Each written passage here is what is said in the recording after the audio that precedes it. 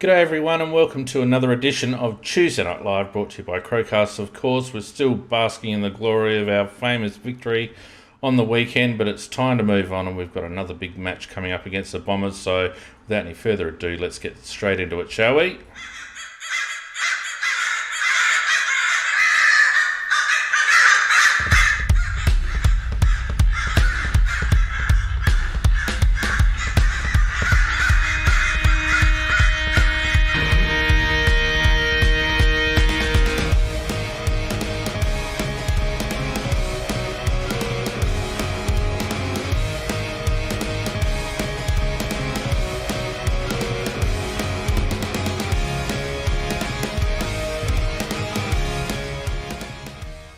Good evening, good evening, good evening. I don't know why Macca's Roundup's little slicer just turned up there, but Macca's not on tonight, of course, being a Tuesday night. But the person who is on tonight, after a little week off, Pete, how you going, mate? I'm very, very well, mate. I'm feeling a bit under pressure to follow the great donkey from last week. He certainly came in with a bang, didn't he? He didn't let the opportunity pass him by. He rarely does. No, it was very good to have Donkey on for a bit of a cameo, and it's good that we could have an old podcast favourite. I reckon it's been about 2 years since Donkey's been on the podcast, but back to the normal crew, and if people don't like it, they can get stuffed, basically. I haven't had a chance to talk to you since the weekend. You didn't go to the game, which is probably why we won. What do you think of it, mate? It just always happens that, the amount of times I've missed, the really, really great games. But, I had guests from interstate, unfortunately, and so my tickets went elsewhere. And so I saw it on TV. But, no, it was, what more could you say? It was a terrific effort. And you just had to love the way that we sort of continued to crack in and some really, really good performances from particularly the key forwards. We're terrific, I thought. That was the big question mark I had after selection. And they stuck with Himmelberg and brought Murphy in, and I just wondered where we were going to get the goals from. But the forward line really stood up by and large. Probably ask your opinion in a moment about Darcy, but by and large they stood up. The midfield held on, and I really thought that the defence was our mainstay during the night. Kept us in it long enough for us to be able to regroup and mount a counter in the last quarter. I'm going to give you two names, and I'm really interested because we all know the players that played well. I'm interested in your thoughts on two players. I'm interested in Lockie. I'm interested in your thoughts on those two. Who was the other one? Sorry, just dropped out there. Just quick. Billy Frampton. Billy Frampton. Okay. I think you and I differ on Lockie. I thought Lockie was integral, actually. And the reason I say that is because he seemed to play the role that suited him, whether by design or just how the game went. But I felt his presence around the stoppage in and up around half-forward wing and his physicality and also the speed that he was able to extract the ball at times was pivotal. And what I did like is that we weren't using him as a marking target, and some of that, I guess, is because Elliott was presenting. But I felt like Lockie played the role that we need him to play when he's in. Billy Frampton was an interesting one because obviously he had 5 kicked on him by Marshall, although when you actually look at the game, you realise that at least 3 of those goals really weren't Billy's fault. I'm a little bit biased because I'm a Nick Murray fan, but Frampton certainly is more composed with ball in hand, I feel. I feel like overall Murray probably is a little bit more aggressive aerially, whereas Billy offers us more composure on the deck. I didn't think we lost anything by having Billy in the team, put it that way. What do you think? No, I'm actually perfectly aligned with you on Lockie. I thought he was excellent. and I thought it was one of the better games he'd actually played for us. And Yeah, I agree. it was, he only had 13 touches, but he did a lot with them. And there was he statistically had a really effective game. And I thought his 5 clearances, a number of those in the last quarter, was really important. Yeah. As you say, and I think the reason why I sort of raised that is I just wonder is, he just looked to me, and you make the excellent point. How good was it just to not see him having the ball bombed on his head? Yeah. In the forward line, and like he's a midfielder, and that's what he grew up playing. And I just wonder whether there's a role to be had there, given the problems with our midfield, whether he can really push into there a little bit more. Well, someone raised a good point, and I can't remember who it was, but having Murphy in the team as, playing that small but high forward probably gives us a little bit of license to give Josh Rochelle a bit of a taste in the midfield at times. Yep. I think there's probably only room for one of Murphy or Ned McHenry, and I felt like Ned, for all his intensity, didn't get a lot of value for possessions or his time spent near the contest this week. So for me, it's Murphy and McHenry for one of those for that spot, yep. And certainly on face value after the weekend, it's Murphy's for now. I reckon Ned McHenry would benefit from a couple of weeks in the twos playing midfield and getting his hands on the agate, to be honest, and using it. Yep. Using it, I think, is the key for Ned. Just using it better. And I think with Billy, again, I think you're on the mark. What impressed me with Billy was how composed he was with ball in hand. That he hit his targets pretty well. There was only that in that frantic last 10 seconds he missed hinge. But I really do think that the fact that he was so clean with his take at 200 centimetres when under that kind of pressure, I think that was a really, really good effort from him. And I know that's hard for you to say, Pete, because traditionally you're not a Billy Frampton fan. Absolutely not. But I'm really. I know this is going to sound really strange, but I'm happy to set aside those 5 goals from Marshall because I don't think Marshall earned a number of those goals. No. And I think that Billy was let down a little bit by a little bit of unfortunate ill discipline and and poor defence ahead of him. I think a couple of times. So I don't think that is his fault. I was pretty impressed. I thought he was pretty clean, and I thought he had some quite good moments. And I thought that the spotlight could not have been on him any more than in that last 10 seconds. And I just thought that he just did what he needed to do. He was clean. He made the right decision. He got it to hinge. It wasn't, it ended up being on the half volley. That's okay. Hinge was clean as well, and got the result. I just thought he had some good moments, and I just think that it's it's funny, isn't it? Because defender can have 5 kicked on him, but you can still be okay. Yeah, well, particularly in this day and age with team defence and all the rest of it. There's 2 points about that last kick, Pete, that I think a lot of people overlook. The first one is that if Brodie Smith or Luke Brown or someone of that ilk had got the ball, I reckon it would have gone a long bomb into the forward line. Yep. I think it showed incredible presence of mind to hit hinge up. And the other thing about that kick is, yes, it dropped short, but if you have a look at that, if he overshot the mark with hinge, it was gone. It was over. Port had 3 players behind hinge. I reckon Billy's looked up and knew that he had to put it in. He could not afford to kick it over Hinge's head, and so by dropping it short, it like whether obviously erring on the side of caution, Hinge was able to run onto it rather than have to stop or prop or the ball go over his head. It was put in the perfect position. It was put to advantage.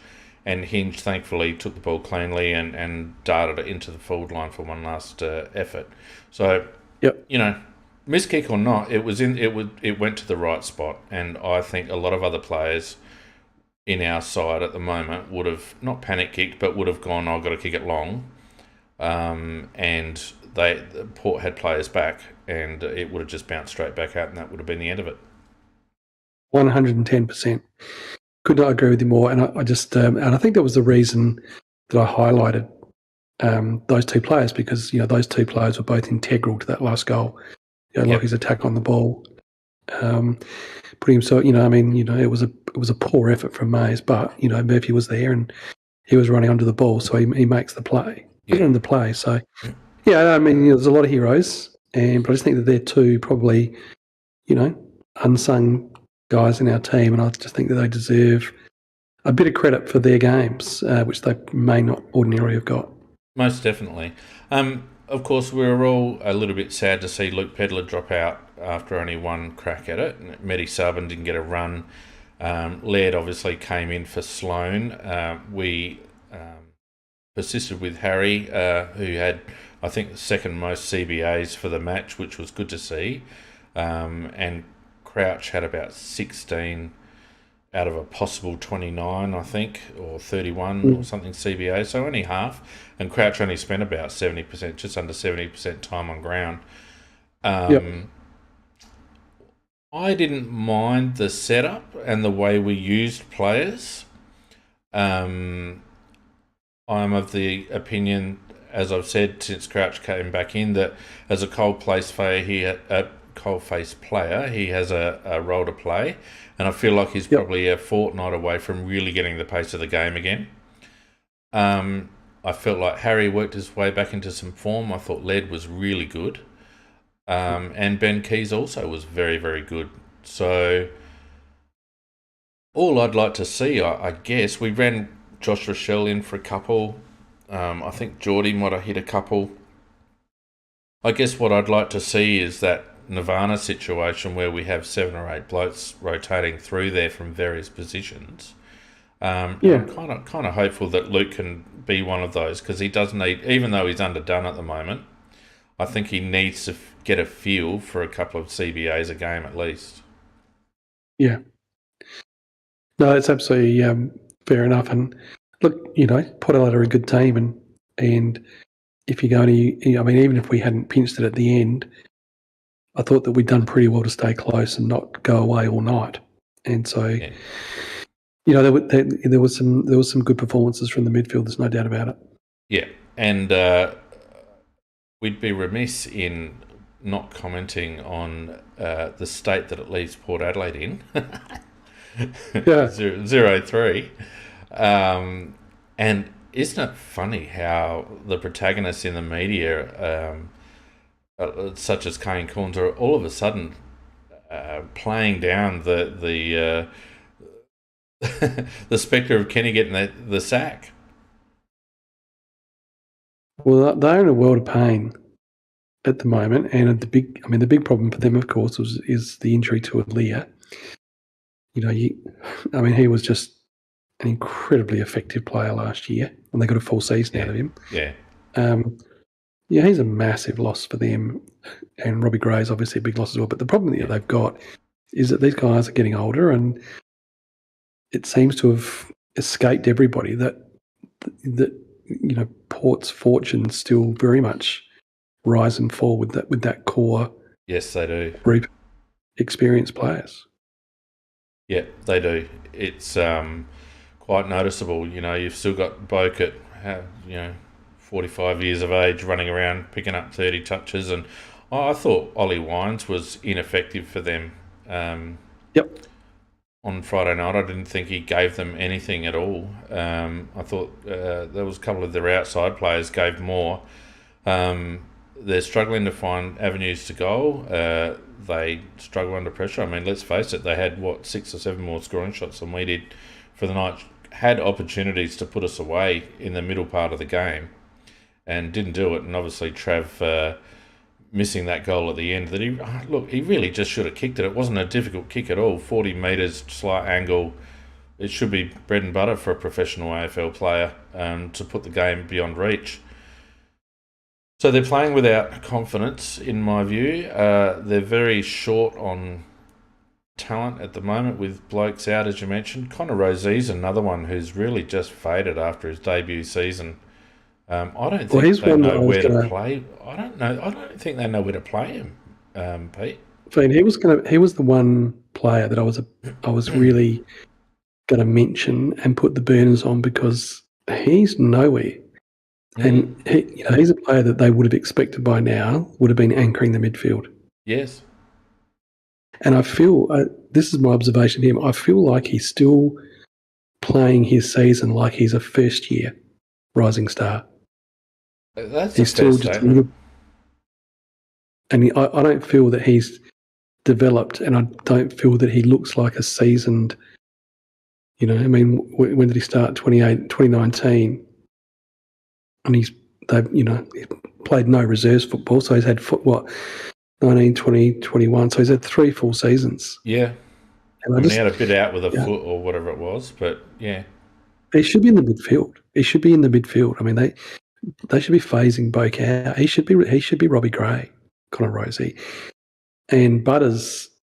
For all his quality, and he is quality, he just can't see. I mean, he just seems to have.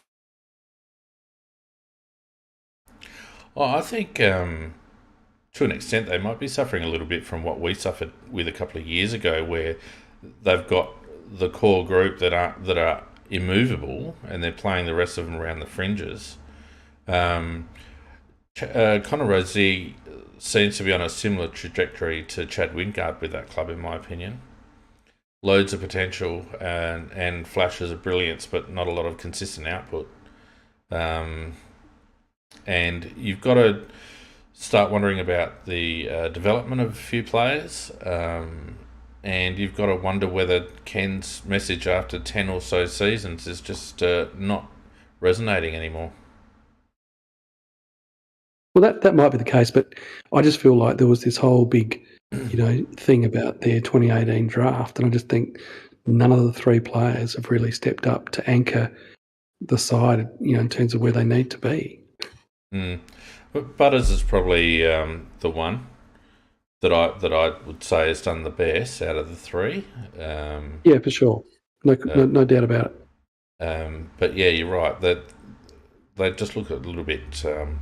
Look, I don't think their forward setup is right. I think people underestimate the impact that Charlie Dixon not in the team has in terms of just providing a contest, and similar to what we've been talking about with Himmelberg, straightening them up, giving them an avenue, and allowing their smalls to go to work at the foot of the pack. The ball bounced out fairly consistently out of that forward line if they weren't taking a grab. So, and they didn't look an overly quick team either, and they kept us in it for far too long. And to our credit, we worked and we worked and we worked, and it wasn't pretty. It wasn't champagne football by any stretch, but showdowns rarely are.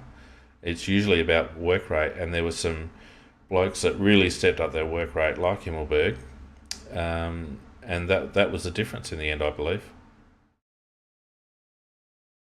Well, it was, and it's interesting that the last showdown we played, we played a similar, one-on-one contested hard game, and they just got over us in that game. You remember? Yeah. And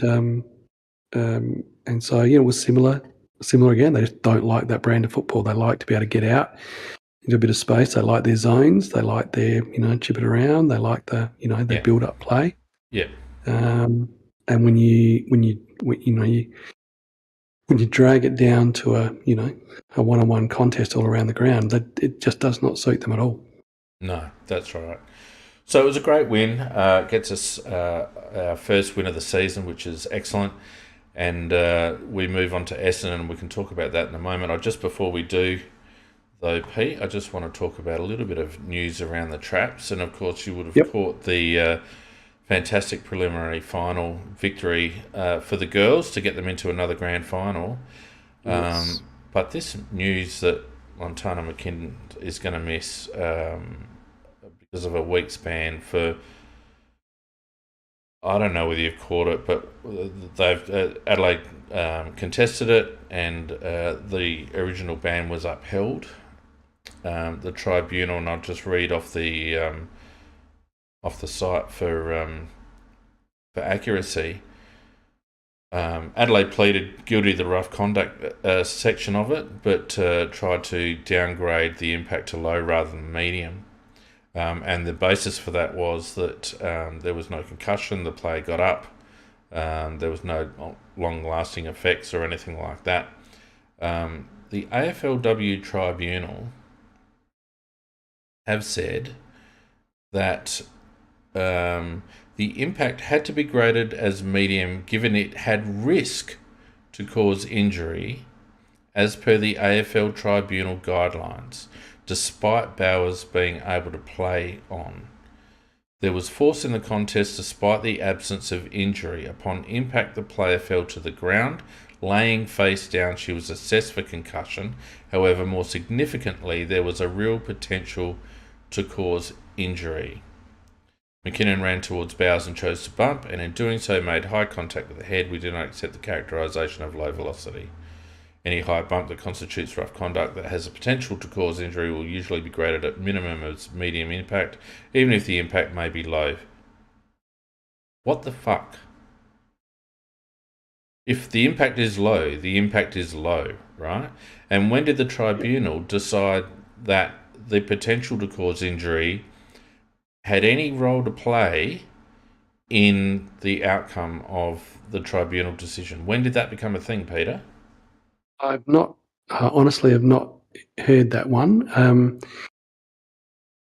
I've seen the incident. Actually, I saw the incident for the first time tonight. I didn't like it. Didn't think it was necessary. And I think that, she's made a rod for her back a bit by doing something that was unnecessary. But with all that said, I do not understand that interpretation from the tribunal at all. It doesn't make any sense. First of all, it flies in the face of how the tribunal's conducted itself over the last 3 or 4 seasons, where it's all about outcomes. And we've seen plenty of contact in AFL men's football that could have been very dangerous and resulted in long-term injury that hasn't resulted in games or a higher rating because of the potential. If anything, it's been the opposite. If something has not resulted in an injury, it's generally been downgraded.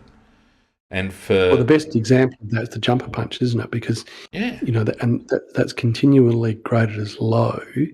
But of course, there's a risk that you could chuck a hairline fracture in a cheekbone. Of course, there's a risk. Yeah. You walk onto a footy field, there's a risk of injury. It's the nature of the sport, Yeah, I do not understand that. So they'd be bitterly disappointed, and I must say that when I read that, I thought, and you're right, the contact was unnecessary, 100%.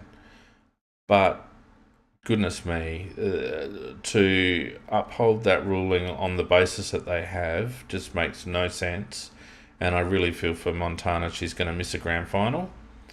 They don't, even though the Crows have been successful in the women's competition, grand finals are never guaranteed, and the one you miss is the one you never get back. So really disappointing for Montana, and I feel for her. And once again, to me, it just a cynical person would say, let's just diminish the Crows as much as we can for Daisy's grand final appearance. Peter. And to have the nice Melbourne double. Yeah, I mean, we're not asking to play it in the MCG, much to the chagrin of every other commentator on the planet. So we'll do it in other ways. Poor old Daisy needs her premiership. So anyway, that really stood out to me. There's not a huge amount of other news around. There's a bit of stuff around Cyril Rioli with Hawthorn, but I don't really want to get involved in that at all. You know what? I've completely looked past it. I'm not even interested in reading it, to be honest. Yeah, it's an internal matter. And look, the only thing I'll say is what Kennett said is an old man's response to someone wearing ripped jeans. No connotations whatsoever, and I just think it's a storm in a teacup, really. But anyway, never mind. It wasn't the only incident, so who knows what else goes on behind closed doors, and it wouldn't be the first wife of an Indigenous player that's caused problems, Peter, in a football club, would it? Love it. We'll stay away from that one. Right away from that one. Right away from that one. All right. Now, I know that you're involved in the juniors and the SANFL scene. Anything jump out at you during the weekend, mate, that you'd like to feed back to us? Well, I guess all eyes are on Max Michaelani. That's the one that we're really looking at the moment. Max, of course, is the father-son. Yeah. There was a little bit of conjecture about whether he was actually going to qualify as a father-son, but we now know formally that that Max is definitely father-son eligible. So yeah, the LA Crows, and so that's obviously going to be a very, very close watch. Max is a key defender. He played as a key defender last year. I saw him in a number of games playing for Ross Trevor and for Norwood, of course, being Jim's son. And he was very, very good. He played very, very good state football as well, and as an under-17. And he's a real talent. He's a real competitor. And but I just think that he probably sits at around that 190, 191 at the moment, which has been fine for school and junior footy. I think they'll be watching him closely to see whether he has any kind of a growth spurt this year, just to get him up to that maybe 194, 195. Take him out of the tweener. Yeah. But I did hear some talk that may, because he's been doing work down at the Crows in the academy down there, of course, being a father-son. And I think in preparation for that, there's a bit of work being done with Max to play that more that third intercept role. So I think that it's on his height's kind of on the radar, if that makes sense. Yeah. And they're certainly looking at developing him in other ways other than just as a pure, dour key defender, which is what he's been so far. Yeah. Has he got any pace about him, Pete?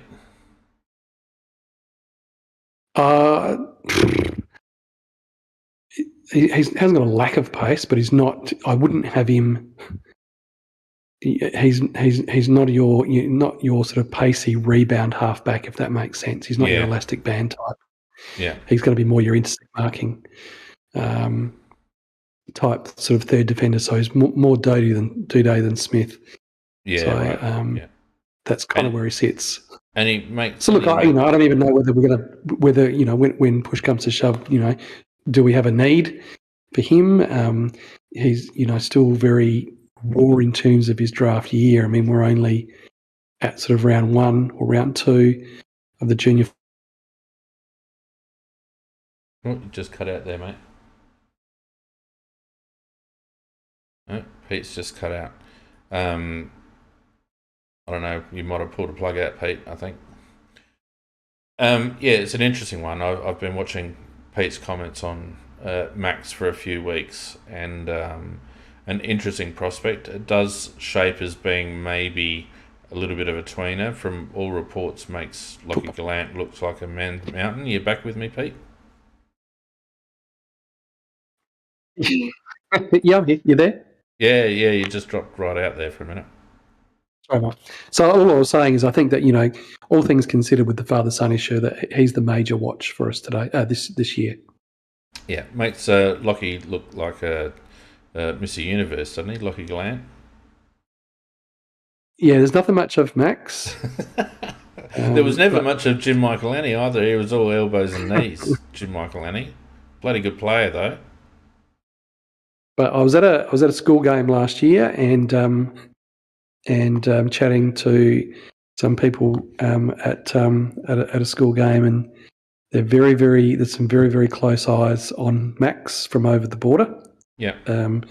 So he has attracted some interest even last year. Yeah. Okay. All right. It certainly doesn't seem to have the depth of talent in this year's pool as last year. From what I've heard, next year's fairly rich, though, isn't it? The under 16 level.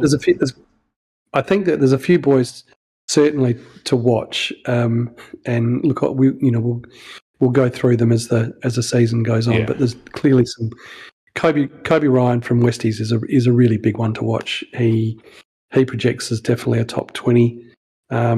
He's an outstanding young midfielder. So he'll be around about the mark. Isaac Keeler, of course, the tall key forward from North Adelaide. Yeah. So he's in our NGA, but whether he lasts that long, he'll have to last to pick 40 now, Feen. So I'm not quite sure how that will go, but he's worth keeping an eye on as well because he is in our NGA. Now there's a couple of boys from the Eagles, Adam Diolia, I think that's how you pronounce it. Yeah. He's a 184, very, very strong inside midfielder. He's one to watch, as is Matthias Philippou. That Peter down Philippou there at the son? Eagles. Yes, it is. How many games did Peter Philippou played? About 550, didn't he? Oh, not Peter Philippou. Philippou, who was the big ruckman down there for West Torrens? Sam Philippou. Sam, yeah, he wouldn't have played as much. I think it's Sam's son. Yeah, right. So they're definitely they're ones to watch, and just trying to think who else was on my list, but I'll do a little bit more work. But there's a few of those boys around that will be sort of around about the pointy end of the draft, and we'll have a close look at them, and I'll get around to some games, particularly when the school season starts, Feen. And we'll get a look at some of these lads, and we'll do what we did last year and have our own little road to the draft. Yeah, fantastic. Good on you, Peter. Excellent. All right, don't forget, for those in the studio audience, if you do want to have your say, please feel free. There's a fair amount of chat going on. Some people don't like what I said about Indigenous players' wives, Peter, but that's all right. If you do want something to say on chat, feel free. And also, of course, thanks to everyone who's joined us on Discord and also on YouTube. The support this year has been fantastic. Make sure if you are listening or watching on one of those platforms, you hit us with a subscribe and a like or a review. It helps us along. It gets us in front of more people. I'm really hopeful that we can push our subscriber numbers on YouTube up to 1,000 so that I can get some community stuff going with the people who access us through YouTube. So don't be shy. Share it around with your mates, and the more the merrier. Now, Pete, we've got just finishing off on the women. Do you give us a fair shake against Melbourne? I certainly do. Oh, absolutely. Home grand final in Adelaide Oval, no question at all that we would be, I'd say 70-30 on that one. Would you put it as that high? I think so. I think Melbourne did very well to knock out Brisbane. Brisbane obviously got us at home last year, had a very good side. I don't know whether Melbourne have the depth across the field that we do. A lot of our younger girls have really stepped up this year. I've watched them a few times, and it's no longer the Erin Chelsea show. There's lots of younger players now. Lifting some of the heavy weight, and it's very good team effort at the moment. Grand finals are always one on the day, I guess, but on form, I think you'd have to have us reasonably firm favourites, I would have thought. And, Pete, you can't underestimate what an effort that is. From the beginnings of the AFL, it feels like Adelaide has approached it as seriously as anybody, have an excellent program, and have drafted and recruited really well. I think we were fortunate to get a couple of really good foundation players like Erin and Chelsea and Ebony Marinoff and those players, Sarah Allen, and Hatchard, of course, before she went. So I think we were lucky to get or by good luck or good planning, have a good core. But they've developed these young kids really well, and it almost feels like they're ticking over into the next generation, and still being able to maintain themselves at that high level is a credit to everyone involved in that program, in my belief. Yeah, no question at all. And look, women's footy generally is just it's going from strength to strength. I've got a family friend of mine that made her SANFL debut a couple of weeks ago, and I went out and had a look, and I was really surprised. And it's the level of depth and talent, and it's great to see. What it is, Feen, is it's a lot of really, really, it's a very, very young league, and so because these pathways have been put in place now, following on from the original AFLW years. A lot of the young girls are being fast-tracked because they have come through development programs now. Yeah. And the talent's there for all to see, and Adelaide are right on top of that. Yeah.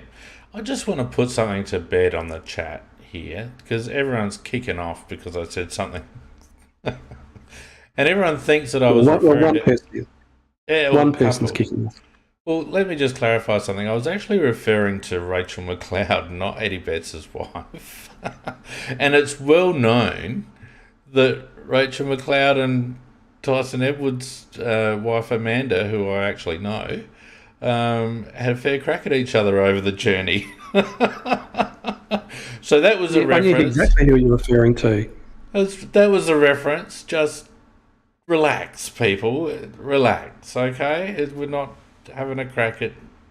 Oh, God, you can't even make a throwaway line these days, Peter. But that's Which is why when you mentioned the Jeff Kennett thing, Feen, I just said I didn't even look at it. I actually heard you take a breath and step back from the microphone. Anyway, let's move on. We've got the Bombers this weekend, mate, and despite the good win against Port, I think there might be some room for a couple of changes. The blokes that concern me, I guess, are Fogarty, Jones, McHenry. What are your thoughts on Darcy? I watched Darcy closely on the weekend. I thought he was lazy as shit. It's really, really hard to make a case for his inclusion this week when you've got Tex coming back in and you've got Thilthorpe has kicked goals in the twos. So you've got, two guys lining up for that spot. You've got you couldn't possibly touch Himmelberg or Gallant. Maybe. So Cook is Cook is possibly in the firing line, but in terms of that key forward position for who's going out if Tex comes in, yeah. And if they decide that they want to give Tex a run in the twos, then surely that pushes Thilthorpe kick 3. Surely that pushes him back up. Either way, Darcy's in trouble. Yeah. Yeah, I can't see it turning any other way, and I'm really fearful now for Darcy's career, Peter. I feel like he had a clear run. We've been asking for a clear run for Darcy. Well, he had a clear run to operate without Tex, and he wasn't dynamic. He doesn't try to. As I said, I watched him reasonably close, as much as you could watch him on the TV because you don't get a lot of views, but I saw him do the old under 14s, stand stationary and stick the hand up in the air quite often. I didn't see him trying to work his player around to get some separation. I didn't see him do multiple leads. I just didn't see him... I just get the impression that Darcy's gone through his juniors as a man-child, as a few people said on the weekend on the chat. And probably hasn't had to work for a lot of his disposals at junior level. And I just don't know whether he's got it in him now to actually step up a notch and put in the work on game day required to actually be a successful forward.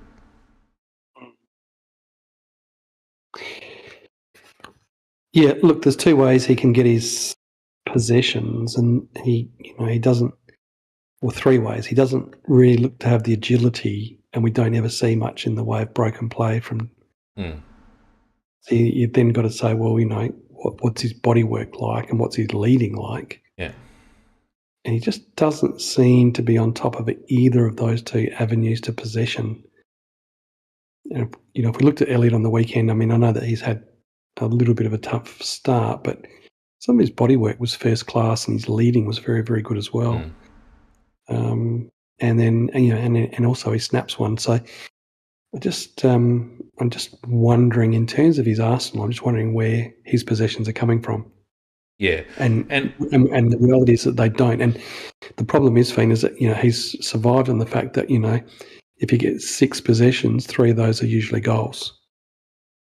And that's actually a lot of pressure on his shoulders to continue, when he gets so few possessions, to convert all the time. Yeah, and it's starting to tell because his kicking has been off the last few weeks. He shanked one on the weekend from a set of. If his 6 possessions don't include 3 goals, then he's in trouble. Yeah. And look, to be honest, he's been working under his clone for now 6 seasons. I mean, if ever there was a bloke standing right there that you would model your game on, and who you would watch intently, it's Tex Walker if you're Darcy Fogarty, because they're the same player. And Tex isn't an agile player, particularly after his knee. And yet, when Tex is on song, he can get that separation. He can work a block. He can work his play around it. He can get separation and come up for the lead. And we don't see that enough from Darcy. It doesn't... Whether he hasn't got the footy IQ or the smarts or whatever, I don't know. And I hate to... there's so much potential, you would think, with Darcy, and then you think, well, have we just been a bit blindsided by the fact that he's got such a beautiful kick, and he looks an impressive player? Is that just papered over some of the other issues that we're uncovering? Well, it probably has. Yeah. It probably has, and this is my point, that the fact that if he comes away with these 3 goals, then you do forgive the fact that he hasn't really had much of the ball. But as soon as that stops, then what else is he contributing? Yeah, and it's not much, unfortunately. Anyway, we won't. I think Chase. For me, Chase is the worry out of all of them. Well, it's been a quiet start for Jones. I thought he tried to get involved in the last quarter. I think the intent is there, but again, another one where I don't know whether there's much IQ, Pete. And there's not a lot. It's not effective. If you compare him to, say, a Luke Brown, and you want him to project to a Luke Brown in terms of a small defender, Luke Brown will stop a player, and he'll also be integral in our movement out of defence. I don't see that. Well, I mean, I guess we saw it in flashes last season, and it gave us a bit of hope. But he hasn't started the season well this year, I don't think. No, he hasn't. And I think that, I honestly think it's difficult because, he's yo-yoed a bit, and he just seemed like he was on his... Last year, it just seemed like he was on his way, but I don't know how he holds his spot after Friday night. But Well, Benny Davis has been doing all right in the twos. You would think that'd be the natural replacement, although you wouldn't say that Benny's a lockdown defender by any stretch, but he certainly assists with ball movement with his foot skills. Can't think of too many other players. Will Hamill, Will Hamill. Yeah. He had a very good game on the weekend, Will Hamill. So he's one that I think would definitely be pushing. Yeah. Look, I think what it proves, and this gets back to the Lockie Murphy point that we were talking about at the beginning, I think it proves that we have to stop trying to put square pegs into round holes. Ned McHenry, Chase Jones, these blokes, they were drafted as midfielders, Pete. And Chase Jones is a failed midfielder at AFL level, and look, we can't sugarcoat that. He's a failed, and I don't know whether if we're not prepared to persevere with blokes like Colucci, then I don't know why we persevere with a bloke like Chase Jones. Because I saw more in Gallucci from very, very limited opportunities than I have from Chase. And, Chase might forge a career at a club somewhere. Ned similarly might, for all Ned's intensity, I'm sure he'll be valuable for a club. But I just think we have to look at our list a little bit better than that. We've got 93 halfback flankers, so much so that we try to turn Mitch Hinge into a wingman. And he's just not a wingman. We don't get value from Mitch as a wingman. We have to start drafting kids. And this is the problem I guess I've got with Luke Pedlar, the way that they're using Pedlar at the moment. Because not only are they playing him up forward when he gets a little sniff in the ones, but they're also playing him up forward in the twos. And I just don't understand why they're not giving him good minutes in the position that he's actually been drafted. Matty Nix has told him, you got to work on your forward craft. No, he doesn't. He needs to work on his midfield craft, doesn't he? Don't you think? Well, Nix he was also saying that it's just too hard a midfield to crack into. Yeah, I know. We're stacked. We're stacked. That was a gobsmacking comment, I got to say. Because we're talking about a midfield that has been shellacked for, 5 years now? Yeah. The combination of Crouch, Laird, Sloane has been pantsed continually for that period of time. How could you possibly say that we've got a stacked midfield? It's our Achilles heel. Mm. And that Sam worries Berry me. was also good on the weekend, Feen. Here's another one. I beg your pardon, sorry? Sam Berry was terrific on the weekend as well, and he's another one in the same boat. Just 100%, Peter. 100%. And I don't understand why you don't use the opportunity to put these blokes on the bench and rotate more players through. We basically had 4 main players rotating through the midfield. Harry Schoenberg, Rory Laird, Matty Crouch, and Benny Keys. So 4 players. If you have a look at some of the other statistics from other games, like Hawthorn, for example, who don't mind trusting their youngsters to have a run, they had 7 or 8 players with meaningful minutes in the midfield, not just a cameo, meaningful minutes. And it worries me that the club, when they look at the list sometimes, they're too insular and they don't actually benchmark against the competition. That's what worries me. So, Sloane will come back in. Who comes out for Sloane? Well, it'll have to be either Cook, probably, or I guess potentially Jones, one of those two. I would say it'd be Cook. I'd be surprised if Jones comes out, to be honest with you. But if Jones does come out, I think they'll probably go for Hamill/Davis. And meanwhile we've got Sam Berry, who was trusted for 20 games last season, playing out of position. 20 games, and now that he's burning in the midfield in the twos, can't get a look in. And the reason? Matt Crouch. Yeah, and that if he gets a game, he'll be up into that half forward role. Yeah, 100%.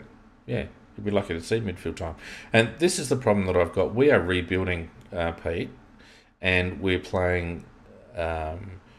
I don't mind having a backbone of senior players, and I have no problem with Matt Crouch being inside at the moment. He's playing well enough, and he's playing in a role that suits him and suits us. But I don't see any. I don't understand our development pathway for our junior mids. Harry basically knocked the door down, but they've basically thrown him in there and said, "Yeah, go for your life."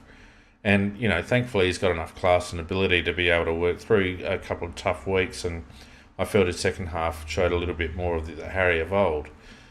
But I just don't understand the development pathway for our midfielders, Peter. We spend good picks on Pedlar. Well, you mentioned Hawthorn. Hawthorn. Now, last week, against Port Adelaide, big game, Adelaide Oval, Josh Ward was in his second game of AFL football. He's 18 years old. Yeah. He had 16 CBAs, 16, 20 possessions and a goal. Yeah, and I think about 5 clearances, didn't he? From About memory, 4 or 5 clearance. yeah, yeah, and there was another young lad too that was only half a dozen games in, or very early in his career, that also attended. I think from memory they had about 7 players, maybe even more, but 7 players I reckon that had meaningful CBAs, not 1 or 2, but at least half a dozen or more. Yep. Um, and that's the difference. And Hawthorn will get value out of that.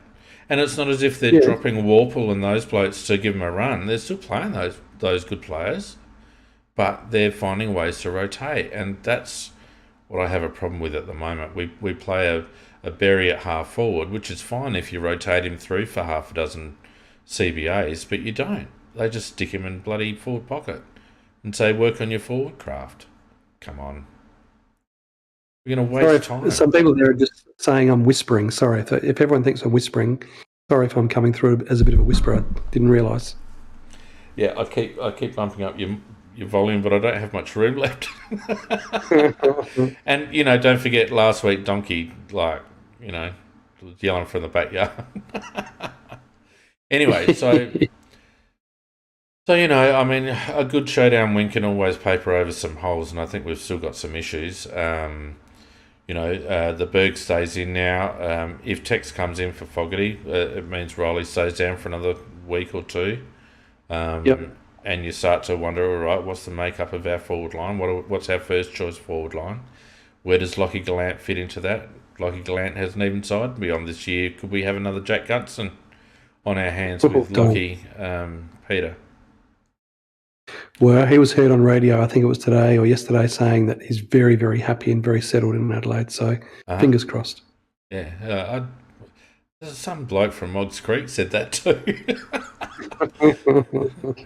Anyway, look, Lockie Gallant's signature is the one I want to hear about the next couple of weeks. If they don't lock him up soon, there's going to be teams hunting him down with big fat checks, in my opinion. But yeah, I think we've got to nail down what our preferred forward line looks like, and I think the Burger's probably thrown a bit of a spanner in the works, and it will be very interesting. And I don't want to downplay Himmelberg's game, but the opposition wasn't great. Port left to their detriment. I think Port left Jonas on Fogarty pretty much all game, and the Berg had an undersized player on him most of the time, either Mackenzie or the other bloke. I can't remember, Stringer or whatever his name is. So they weren't, high class defenders, but he's not going to have it that easy. When I say easy, he's not going to have that as relatively easy every week. And his challenge is going to be able to perform at that level under good opposition, Peter. Oh, no doubt at all. And I think all of our forward line, benefited from Noah Lear on Friday night. 100%. I just can't see 8 goals between those two if he plays. But anyway, so yeah, that'll be the challenge. And look, traditionally the fixture this week, Essendon at Marvel, is a really, really bad one for us. It's just one of those really, really ugly fixtures. It's like Geelong at Kardinia Park. We just seem to have a really, really poor record. Yep. And so it's going to be a real challenge this weekend to make this a competitive game. Well, we haven't beaten Essendon for a while. And last season they pantsed us by 63 points. Pardon me. Yep. We kicked 2 goals 9. And, Essendon aren't rated as a defensive team, Peter. They're a run and gun type. We kicked 2 goals 9 against them. And from memory, we could hardly work our way into the forward line from memory last year. So it was just terrible.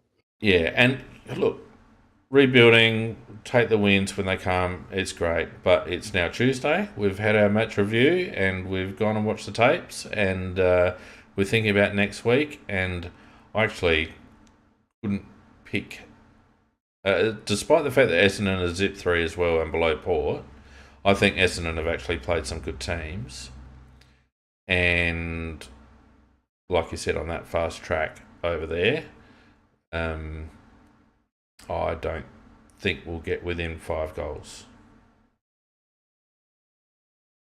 No, that's probably a fair call, I think. Actually, can I just quickly clarify something? I've just made a really bad typographical error to Tendy, who was asking me about Lukosius, and I was just about to say, I think Luko's just developing fine. He's okay. So I'd give him another, half a season to a season playing up forward as he is at the moment. He's just moving to the forward line. So sorry, that was a question that was just asked of me, That's and right. I had a real bad typo. He'll be right for Port next year. Oh, he'll stay up there, I reckon. One of the two. We won't see him. We won't see him. So no, I don't think we'll get close to Essendon. I think it'll be a good 4 or 5 goals to Essendon. I think so. I don't think they're playing particularly well. They had one bad game, but I don't think they're playing any better or worse than what we are. And I think the track suits them, and will be slower for having Sloane back in the team, which won't help, I don't think. So that's where I sit on it too, Peter. Now, no one's Some of those ugly fixtures. Yeah. I remember the first time I went and saw the Crows ever, and it was at the G against Essendon, and we got beaten, I think, by about 108 points. And I think I've just got Pete. I remember having to go. We went over there on the bus. We came back on the bus, and it was just the dirtiest weekend. And I think I've got PTSD from it. Whenever we play Essendon in Melbourne, it's like, I don't even want to watch. I reckon the only time I can remember us doing Essendon at that stadium was when Nick Gill had a big game and kicked a few freaky goals, and Chris Knight's kicked a couple of 70-metre bombs. That's right. Yeah, that's right. And we had a win there. That's the only time I can remember beating him there. Yeah, and Nick Gill, I don't think he kicked one flush. They were all Geordie Dawson, Benny Keys kicks. Well, Geordie Dawson's ankle kick through the middle, but they were all Benny Keys pancakes, Nicky Gill. They were either pancakes or they were Chris Knight's 70-metre bombs. Yeah. No. So I don't know. I think we're cool. And then of course you got the 1903 prelim, which we'll never live down. But anyway, so just before we wrap up, Pete, obviously we give the opportunity to the listeners to give us their 5, 4, 3, 2, 1 on the weekend, and Macca, Nikki, and myself also do our 5, 4, 3, 2, 1. So after tallying up the listeners' runnings for this week, the listeners' votes for this week, I can report that Josh Rochelle and Geordie Dawson are on top of the listeners' MVP at 32 votes. Benny Keys at 27. Jimmy Rowe on the back of his first round on 18. Himmelberg on the back of last week on 18. And then Scholl on 17. Gallant on 16. There was a lot of support for Lockie Gallant after the weekend with his bag of goals. And then it tails off after that. So, and it differs quite substantially, Peter, to what Mac and Nicky and myself have. We got Keys on 21. Rochelle on 19, Smith on 13. Smith doesn't figure in listeners' standings. Rowe 12, Scholl 10, and Dawson only 9. Wow. Can't be right. No, that's not even right. Don't even listen to me about that one, because I obviously haven't added in the third round. Let me just add in the third round. Oh no, Dawson's. Anyway, disregard that one, but the listeners' one is right. So Rochelle and Dawson after 3 rounds, even on 32, with Benny Keys, the current gold jacket holder, next up on 27. So there we go. Rochelle too quiet to pick up a rising star. I think who got that this week? Nikki Dacos. Yep. But you'd think that body of work, and you'd think with a couple of good games, you never know. Marvel might suit Josh Rochelle. We might see a bit of freak show out of Josh Rochelle this week on the dry deck, if we can get the ball in there often enough. Yeah, did you like the way that he was hanging on to the footy for that kick? Yeah, I loved it. You know what it was? You know, Pete, he was absolutely devastated when he gave away that non-50 to Travis Boak. Yeah, he And was. then he was a bee's whisker away from taking that mark to redeem himself, and he went 100% at that, and was just unlucky that Trent McKenzie showed a fair bit of courage to come back and take that mark. And I think he was just hell bent on destiny and being able to take that kick at the end and seal it after giving away the 50, which wasn't Surfs Oz. You're absolutely right. I don't think it was either. And you know what? If he had the ball in his hand, I would have backed him in. I would have backed him in. I wouldn't have bet against him. That's for sure. No. And Geordie Dawson certainly kept us on our edge of our seats until the last bloody 5 metres of that kick as well, kicking it off his left ankle. It was a cracker. Anyway, look, I reckon that's about it for us. It's been excellent once again, Peter. Nice to have you back. Fantastic chat as well. Thanks for everyone for contributing on chat, both in Discord and on YouTube. Thanks for listening. Fantastic numbers, as I mentioned. If you want to support us, hook into patreon.com/AFLCrowCast. If you're watching on YouTube, please hit the like and subscribe buttons. It really helps us out in terms of moving those numbers up. And if you're listening on demand, particularly in iTunes, and you like what you hear, don't be shy, give us a review. That always comes in handy as well. Peter, I'll bid you Sorry about the farewell. whispering, everybody. Sorry about the whispering. That's all right. Mate, good to have you back. Thanks very much for coming on again, and we will see you next week. Good night. Cheers, mate. Bye now.